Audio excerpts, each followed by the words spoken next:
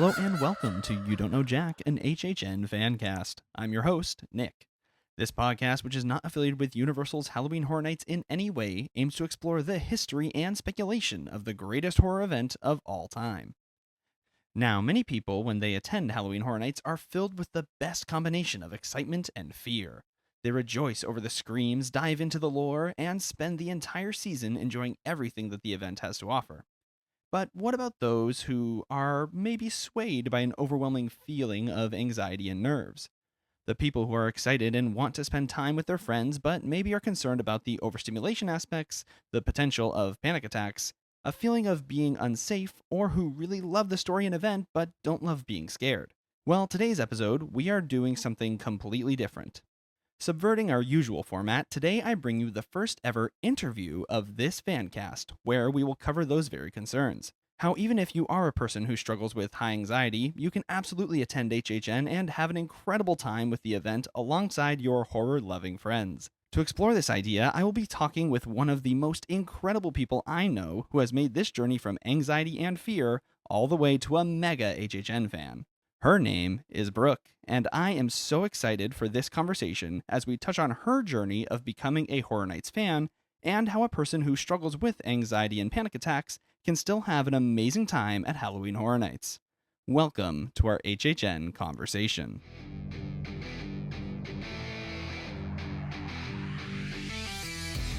Welcome to the HHN Fancast. Brooke, how are you today? I'm doing wonderful. How are you? I'm doing good. I hope you're excited for HHN as I am. I'm so ready. It's going to be a wonderful season. Absolutely. I think it's going to be an amazing season. But you have had a pretty interesting journey getting into Horror Nights, because what I understand is that you actually were not a fan of the event beforehand, or just like were a little too nervous to attend.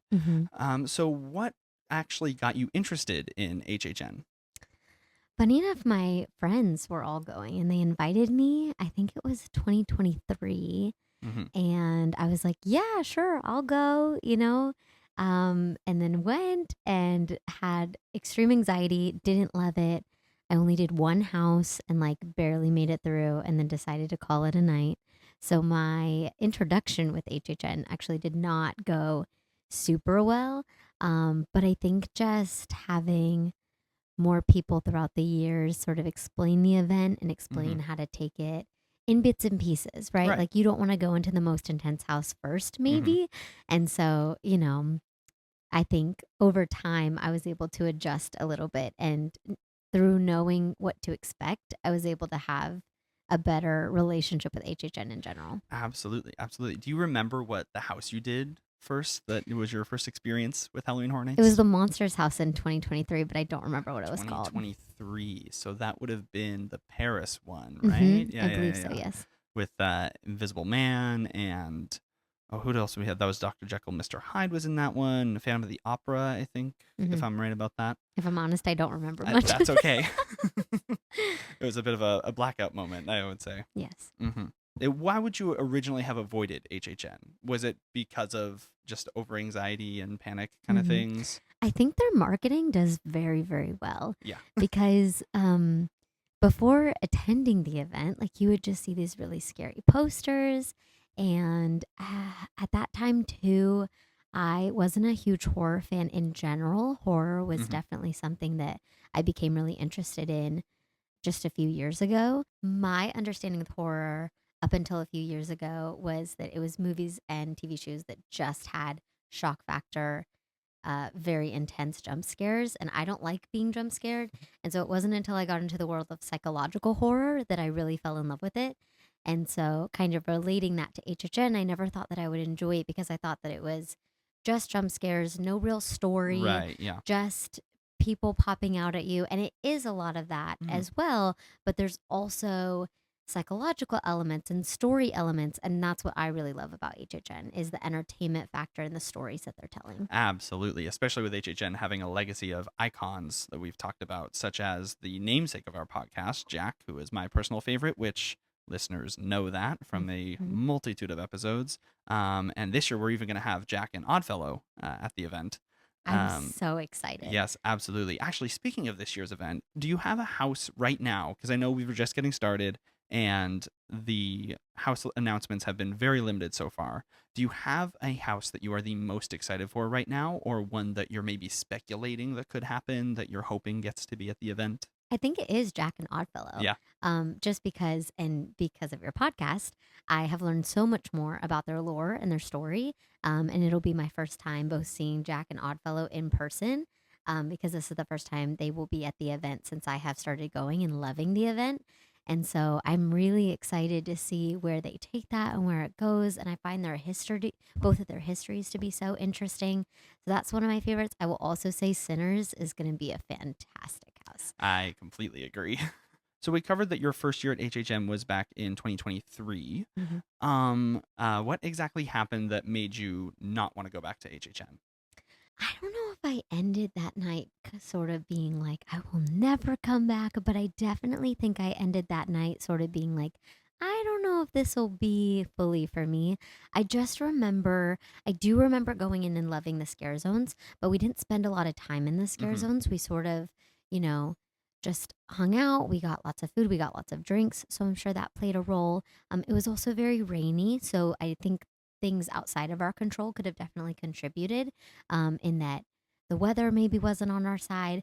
And I just remember going into that first house and suddenly, like, I was wearing a little necklace and that felt really, really tight. My clothes felt tight on my body. I was having obvious anxiety Hmm. symptoms.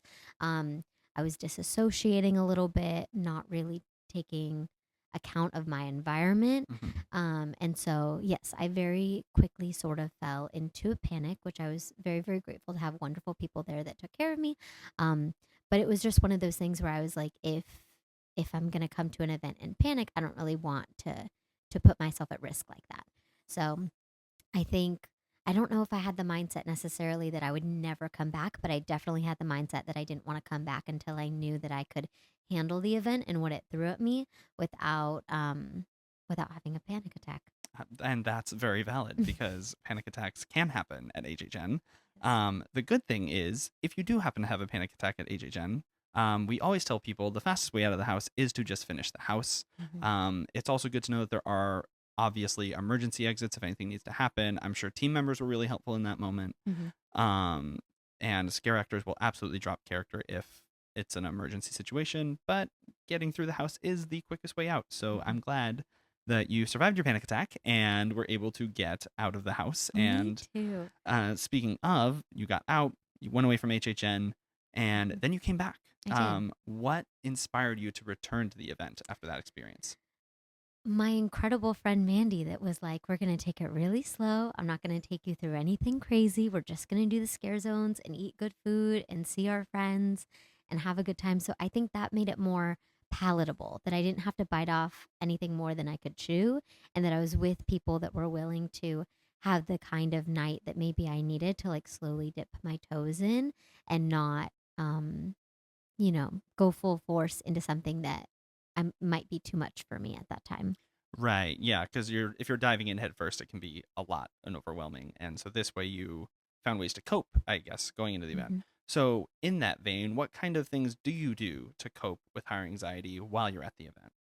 Definitely earplugs are a Okay. must, just because I do get a bit overstimulated. And so anything that cuts back on my senses definitely helps. So, even if it's at the very start of the event and it's very, very bright, definitely having sunglasses on. Also, too, because if I do choose to go into a house now that I'm more comfortable, um, if I already have sunglasses on and I'm used to the dark, that it's not as Mm, jarring to go from sunlight to a very, very dark house and my eyes don't have to adjust as much. Having really, really great earplugs that block out most of the noise helps a lot, where I can still hear what the characters in the house are saying and understand the story, but I don't it's not the noise isn't rattling in my head as much, because that definitely makes me feel heightened senses of anxiety. Um, Another is just knowing that some days I'm going to have really good days and be able to do everything. And some days I'm going to have days where I'm like, I think I'll just stick to maybe some of the chiller houses, the chiller zones, and just kind of doing your research on the event to know, because every house is different mhm. and there is a scale of more scary, less scary. Some houses are more campy and more Absolutely. fun. Some like really go in on the terror. I think a great example from 2024, which was the first year that I really, really started loving and enjoying the event, Yeah. was Mr. Sweets is very Oh, fun, yeah. campy. Like it's not crazy scary. It maybe has a little bit of gore here and there, Mhm. but I didn't find it to be scary. I found it to be almost comical and funny in a Yeah, way. leaned into the camp side of things a Yeah. bit more. Same it with Slaughter Cinema. Same with Yes. that. So good. It I know, I miss it so So good. much. Whereas Insidious that year very much played into how scary can we get and how terrified can we make people. So I definitely built up to that one. I didn't start off with that one. That's fair. I can imagine the curtain room was a pretty intimidating finale for you. Terrifying. Yeah. But I did it. Yeah, and you did, and you survived. Yes, I did. There you go. And I loved it. That ended up being one of my top 3 houses of that year. Yeah, it was phenomenal. Mhm. Truly, like in my experience, and I've been to quite a few of these, it is still the scariest house I've ever been through. Mhm. So they did a great job They on did. that. But you mentioned earplugs. What kind of earplugs do you use? The past few years I've been using Vibe, Okay. but I'll be honest, I don't think the exact brand name matters. I think just finding earplugs that fit your ears best and that block out the type of sound that you want, because different earplugs will Hmm. sort of target different things. But it's really just up to personal preference. Absolutely, because I know Loops has the like they can strengthen or lessen with the twist Mm-hmm. ones of how much sound gets through. Yes. I think with Vibes, they're the Shark Tank brand, Mm-hmm. and they do a good job of. I actually use those too. They do a good job of lowering the overall decibel level, but still allowing you to hear everything, Mm-hmm. which it sounds like is something that a person with anxiety, especially, might be really helpful for them. Yes, 100%. So now that we've gotten into an era where we get a media night before the opening night of HHN, where they're allowing streamers and things like that to actually go in, film the houses, and post it, and it's happening before the event even starts. I know there's some controversy around spoiling the houses for people, but how do you feel about that, especially as somebody who is coming at it from a place of anxiety? Does watching the videos beforehand help you with it, or how do you feel about it? I personally love it because I think it's one of those things where if you are worried about spoilers, you do not have to watch those Right. videos. I think I especially fully support it on places like YouTube, where you sort of choose what video you're watching so you Hmm. know what you're getting yourself into. Maybe I would slightly limit those videos popping up on things like TikTok and Reels. Just because, you're right. I wouldn't want someone to be spoiled for something Yeah. against their wishes. But as someone that has had previous anxiety, it does help so much to watch a walkthrough of the house and Hmm. just kind of know what you're getting yourself into. It also helps to know, like, where is the middle point? Where are you Mm, almost done, right? Because it can feel kind of when you're in a house sometimes and you have heightened anxiety. Sometimes you're like, okay, have I been in this house for 1 minute or 10? When is the end of right. It this? gives you kind of checkpoints. Yeah, and so if you know that, oh my gosh, this is the last room, I just have to make it through this and I'm done, it can help gain the courage to finish the house. And I think just knowing where the major scares are, especially when there's scares that are a little bit different, major puppets, stilts, things that are extra loud or maybe extra scary, you can kind of prepare yourself for that a bit more. Absolutely. I completely agree. And I think it's great that we have that as an offering for people to see that beforehand. And I also think it's good for preservation Hmm. because now we can go back and look at houses from like HHN 30 and all these previous years and revisit some of our favorites, even though it's not the same, obviously, as going through them. We still get to remember them and experience them some way. Like I said, I cherish that video of Haunting of Hill House House. I Yes. truly cherish it. Again, because I never got to experience that house, and I absolutely love the show. And so I love that others were able to get videos of it, and now I'm able to experience it, even though I never did in real life. And that's awesome. I agree. Okay, so let's go back to 2024 with HHN 33, Hmm. where we had Sinister and Surreal, and that was an interesting year. But let's Hey, say I liked I them. know you liked them. They I were also the first icons, though, during a season that I really loved. So I think I'll always love them because that was the first year that I loved the event. Yes, we have attachment to the fear knockoffs. I like it. I like Yes. it. Well, I never experienced VR It's Icon. true. It's true. So But anyway, we're back in that year. We've done Insidious, done Major Suites, of course, to get mhm. that camp in there, and we're starting to feel a little bit overstimulated. How does your Scream Squad help support you through that, and what kind of indicators do you feel that kind of are a tell for you that you're starting to get overstimulated?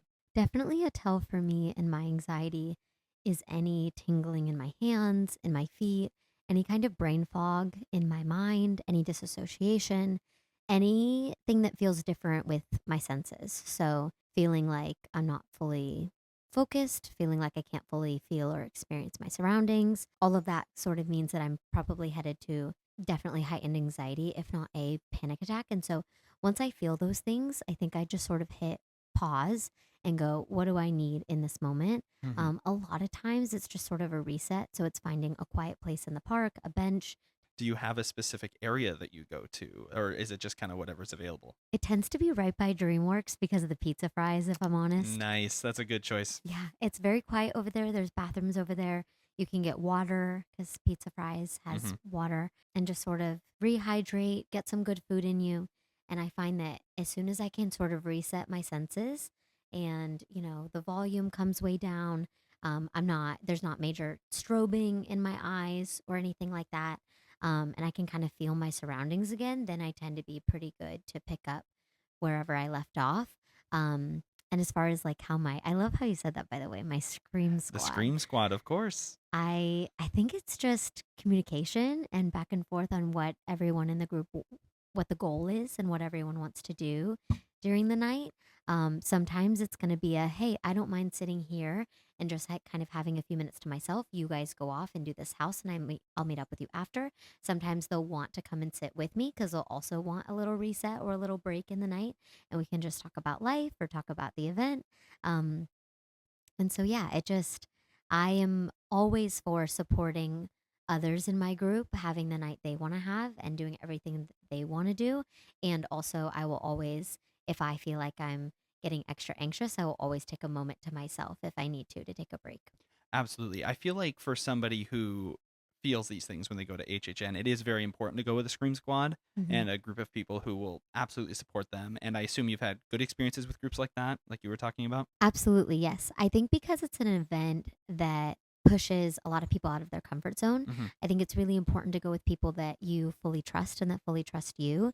And I personally find that's the best way is when I have a group that I know really well, they know me really well. There's no judgment. It's just we're going to dress up and take pictures and have a great time and see some amazing houses and amazing scare zones because at the end of the day, this is an event that costs millions of dollars and there's really intelligent minds behind it, giving you an event that is just pure entertainment. So I think experiencing that with my people is my favorite part. I love that so much that it's been such a good experience with friends and those close to you to go to the event with. Obviously, this would never happen within your Scream Squad because they sound like super cool people. Have you ever felt pressure to do all the houses even if you didn't want to? Have you been with a group that was kind of peer pressuring you a bit? And if so, how'd you deal with that? I've never personally felt pressure with wanting to do all of the houses, Hmm. like someone pushing me to go past my comfort zone. But I definitely think if I was in that position, it would be a conversation of, hey, for my health, mental health, I'm unable to do all these things, but I want to support you in doing these things because it's clear that you want to do these houses. You want Right. to sort of check the boxes and get everything done, which makes complete sense. These events are expensive, especially if you're buying a single day ticket. And so I understand people wanting to get as much done as they possibly can. So it might just be a thing of like I said before, you go off and do your thing, I'll go off and do mine, and then we'll meet back at another point. If that rubs them the wrong way or they really dislike that, it might be a thing of, hey, maybe we're not super compatible at this Right. Yeah. event. And we're great compatible friends outside of HHN, but because of my heightened anxiety level, at times I will need to take breaks. I will need to have moments of decompression. So, yeah, if anyone was unsupportive of that, then I might I might not go with them there. I might just see them in passing there. Yeah, honestly, HHN's a great way to see people in passing, especially if you want to socialize a little bit, but also not be stuck with a specific group. It is very easy to just run into somebody in a scare zone, say, "Hey, super cool to see you. Hope you're having a great day. Where are you going? Oh, we're going here. Oh, where are you going? Oh, we're going here. Okay, have so much fun. Bye." Like, I completely agree. It's a great way to interact with people that you don't normally see in your everyday life. That's not through social media. You right. know, it is in real life, and you get to hug people and tell people how much you miss them. Um, but then you can sort of go off and do your thing, and they can do theirs, and it's a great time. Absolutely. It's some of the most fun that you can have at HHN is with your screen squad, with your people, Mhm. and just the social aspect of it is certainly a big appeal. And I think that's why a lot of people want to go to the event, even if they are feeling a little bit scared, is there is a fantastic social dynamic that HHN brings out in people. I completely agree. And Um, it's a great way to meet people as well. oh, I mean, yes. the amount of people that I know that have connected over social media and then ended up in the park together and just hanging out, like it's a really safe space for people of shared interests to enjoy the thing that they all enjoy together. That's a great point to bring up, actually, of it being safe. So, do you feel safe at HHN? I do now. Yeah. If you asked me in 2023, I might have said no, which is not the fault of anyone that worked there. In fact, the entire cast was absolutely amazing and wonderful, and I felt really taken care of.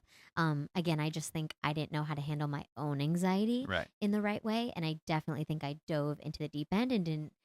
I think that there is something to getting your body acclimatized and used to jump scares. And so, starting off with those scare zones, especially on the sidewalk, just kind of looking at these very beautiful, intricate costumes and characters from afar. And then, once you work up the courage and confidence, sort of stepping foot into the scare zone.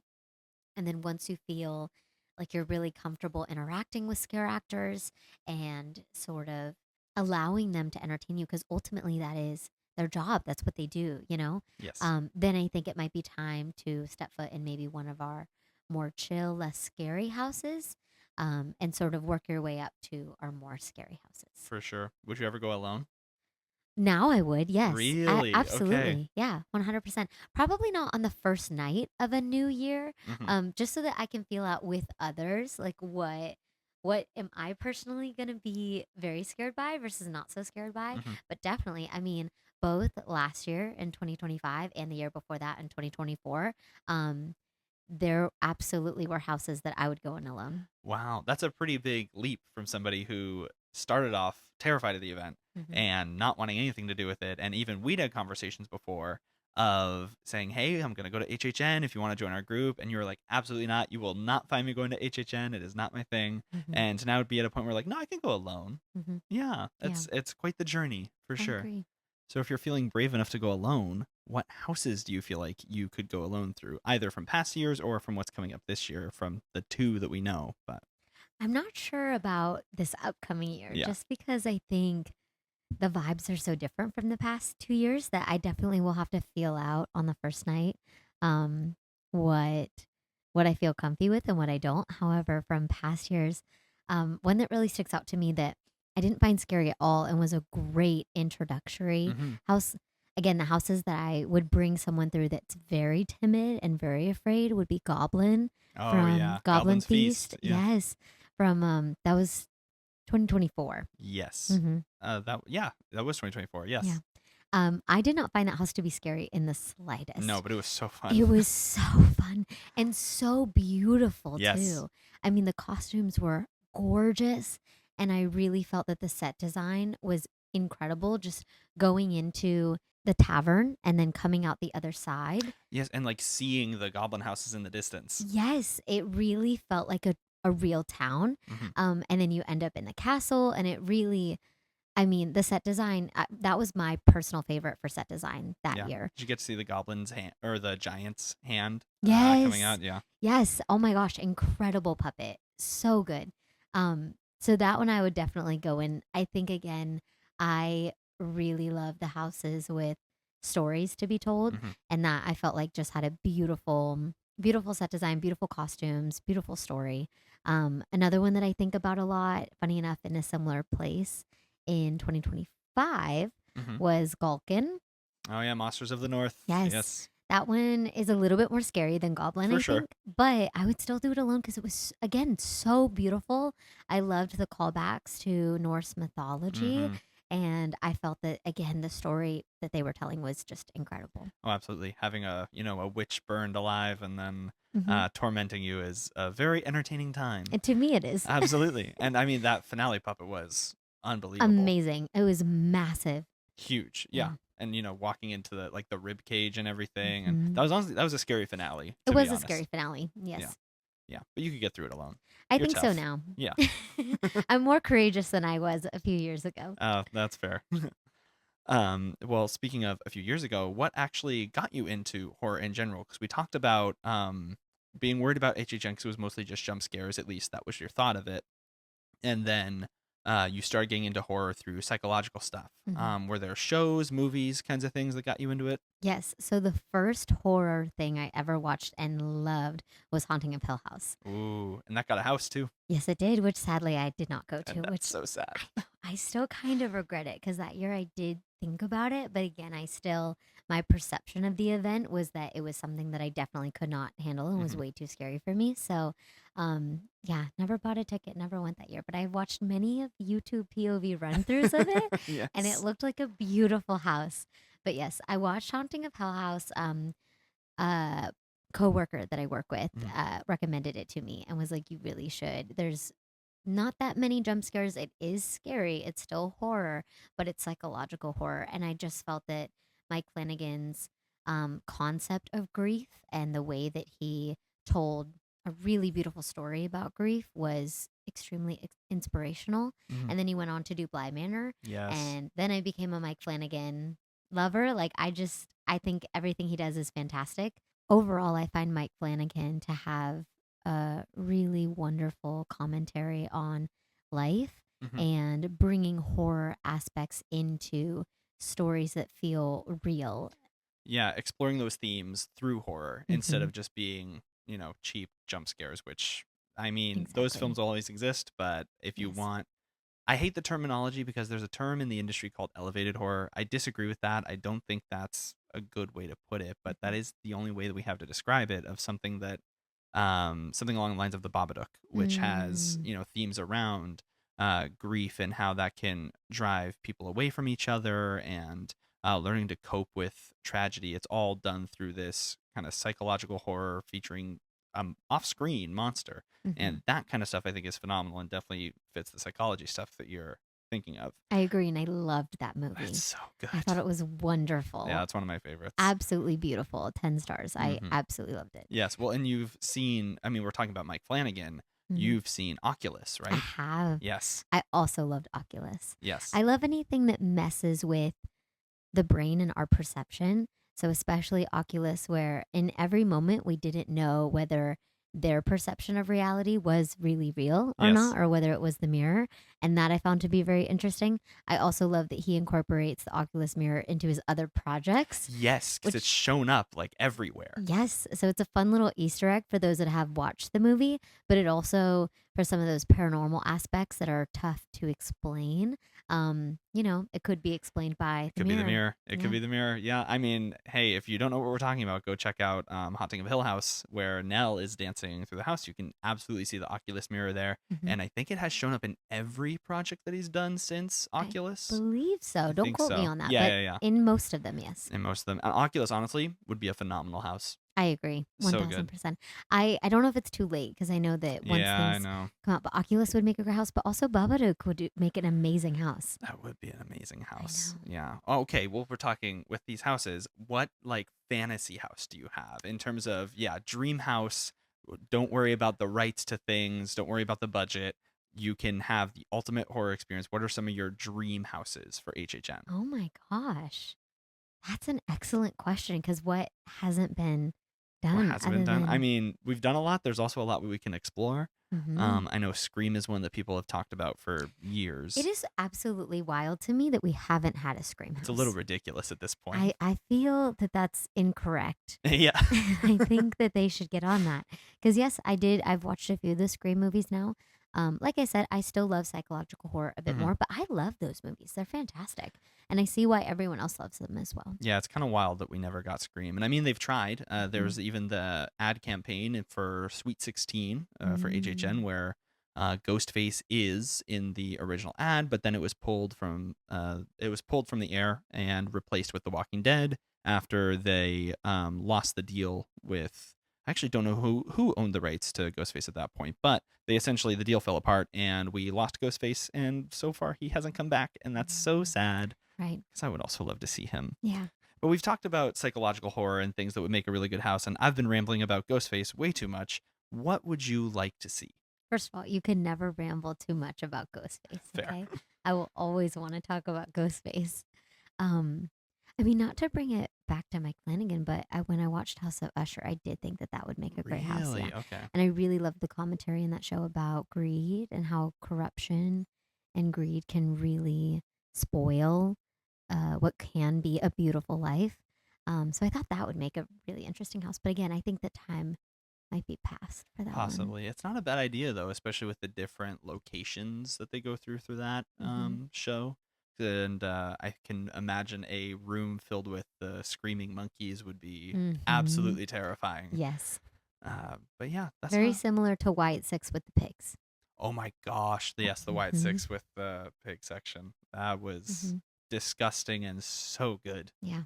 White Six obviously is one of my favorite houses, and honestly, it's probably up there for favorite of all time. I hope you felt the same with White Six. Did you I have a good experience? I did. I am not in any way a wrestling fan. So I went into it a bit apprehensive, not in a judgmental way, just in a they might have to convince me a bit more because I have no ties to wrestling and I don't know who any of these people are. Which is why I loved in the queue that they had a The video that Q sort of video, yeah. explained that it's a tribute house and sort of who the White Six is and how they developed. And so that was really interesting learning Hmm. the lore and history about that. And I did think the house was fantastic. Yeah, they kind of nailed it. I thought they did a wonderful job, and I think it's a very it's a pretty crazy feat to have people that have absolutely no interest in wrestling enjoy a wrestling house, Yeah, and they did that. they did a really good job of that, and it was a beautiful tribute to Bray Wyatt as well, Wyndham Hmm. Rotunda. And if rumors are to be believed, we might even get to see that again with Ozzy Osbourne this year. I hope we do. Yeah, I think that that would be a really cool house, and yeah. I'd be interested to see it if it happens. There's been a history of music artists at HHM. Similarly, like The Weeknd was the most recent Hmm. one. And it would be interesting to see how they would pay homage to a legend like Ozzy Osbourne at the event. Yeah, absolutely. But if we go back a little bit, we were talking about favorite houses, especially with the Wyatt Six being one of my favorites. I do Hmm. want to ask you about your favorite house. However, before we get to the house, do you have a favorite zone from over the years? Oh my gosh. I mean, the first one that popped into my head was cats from last year. Really? Yeah. Yeah, Cat Lady at Crooked Lane. yes, yes. I loved the storybook pages that they had up on the lampposts as you entered in. And if you sat and read them, it told, again, I'm a big story person. So it told the complete story of the zone. I also loved that if you came in from kind of where Mel's Diner is, Hmm.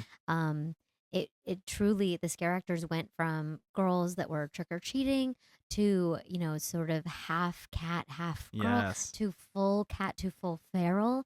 And I felt that all the characters did a fantastic job of keeping that characterization. They truly became more and more feral in their animations as the story Yeah, progressed. as you approached her house, and Yes. they actually were able to stage it with keeping the actors that were still supposed to be the kids up front, and then Hmm. halfway through you hit the half evolved ones, like you said, and then the full Hmm. feral at the end. Yeah, absolutely. And then if you stayed and watched the show, it was very, very interesting. And I thought that they did a wonderful job. Yeah, that would honestly make a good house. I agree, Yeah, yeah, 100%. I maybe would next love it. year. We'll I see. love cats, so I Yeah. want more cats at Fair HHN. enough. Yeah, more cats at HHN. You heard it here first. That's what we want. Mhm. Yeah, that would be very, very interesting. And I think this year would be a little too early because we know that they do plan houses about a year in advance. So we wouldn't be able to get the feedback of how much people loved Cat Lady of Crooked Lane. Mhm. But it was absolutely a success. I mean, Mhm. we went through that zone so many times, both you and me. Mhm. And I went through by myself and with all sorts of people. And every single time, people were blown away with that zone. Mm. So I would not be surprised to see that maybe in the future for HHN. Absolutely. I just love cats. That's fair. And Cat Lady's a good one. So Cat Lady of Crooked Lane takes your spot for your favorite scare zone of all time. It Fair does. enough. What about the big one here? What is your favorite HHN house of all time? And I know you have a bit more of a limited run because we've only been to a couple years now since Mhm. evolving to somebody that loves the event. But from what you've seen and done, not including videos, what is your favorite HHN house of all time? Yeah, it really is just the 2025 and 2024 Mhm. season. That's really hard. So purely off of aesthetics, it's El Artista. Oh, yeah. Stunning Every house. every single time. I mean, the minute that I walked in, I knew that it's just right up my alley. It's the most I love gothic horror Hmm. and it's so beautiful and the way they brought that house to life was just immaculate. Everything from the types of scares, the goblin that flew overhead Incredible. really sticks out to me. I mean, what an impressive skill to pull off. There was just everything that you would, personally, I would want. And on top of that, it was the most beautiful house I've ever been in. It was likely the most beautiful house that season, and Mhm. one of the most beautiful for sure that we've ever had. Mhm. And I mean, just the variety of scares in the zone. You know, you had Stilts at the start, we had the flying gargoyle overhead, the statues that came to life. Mhm. It kind of had something for everybody. Another honorary mention, if I may say, Of course. I loved Slaughter Cinema. I know Oh, we yes. touched on it a bit earlier, but oh my goodness. I never ever thought that mixing all of these different movies into one would be my favorite house, but it was my favorite house of that season. Yeah, they killed it with Slaughter Cinema. And I know you didn't get to go through the original back No. in 2018, but that was truly something special. I Mhm. mean, they did a wonderful job, and that led to the creation of the Yeti houses because the Yeti Yes. first appeared in Slaughter Cinema, and it was so beloved that it spawned a series of Yeti houses until we got to Slaughter Cinema 2, which is one you did. Yes. Do you have a favorite movie from the Slaughter Cinema 2 section? Oh my gosh, I loved the punk rock Yes, Heavy guy. Metal Hell 3D. Oh my gosh, my favorite. Yeah. It was funny when they announced Hatchet and Chains. I was a little optimistic Hmm. because I was like, that wasn't my absolute favorite part of that entire Right, when house. they had Hatchet and Chains as a house last year. Yes. But I loved that house last year. I Yeah. just think any house that spawns from the Slaughter Cinema houses is a fantastic house. Yeah, I think that's the key. Is if it comes from Slaughter Cinema, it's a winner. I agree. Yeah. Okay, so favorite zone of all time goes to Cat Lady of Crooked Lane, and favorite house of all time goes to El Artista, A Spanish Haunting. Now, we already covered what you're most excited to see, which is the Jack and Oddfellow house, Chaos and Control. And so my closing question, because that was going to be my closing, but I got too excited, is which path are you choosing? Are you going the chaos path with Jack, or are you more the control with Oddfellow? I think you're going to go chaos with Jack. Of course. And I think I'm going to go control with Really? Oddfellow. Okay. I do love Oddfellow. It'll be interesting to see this year which one I love more Mhm. because I do really love both, but I think I'm leaning a bit more towards Oddfellow. That's fair. I mean, the house itself is obviously we're not literally choosing a path like Dueling Dragons in the past, but I think it's interesting to see people's takes on who they're more attached to, especially because it sounds like the house is going to start with them as rivals and end with them coming together. Mhm. And I'm just really excited to see how that turns out. Me too. It's going to be a good year. It's going to be a great year. And we'll see you in the fog. Thank you for listening to this episode of You Don't Know Jack, an HHN fan cast. This podcast is not affiliated with Universal Orlando Resort or any parent companies. If you enjoyed the journey, feel free to subscribe and leave a review. And let me know what you thought of this new interview format. Until next time, remember that you don't know Jack, never go alone, and I'll see you in the fog.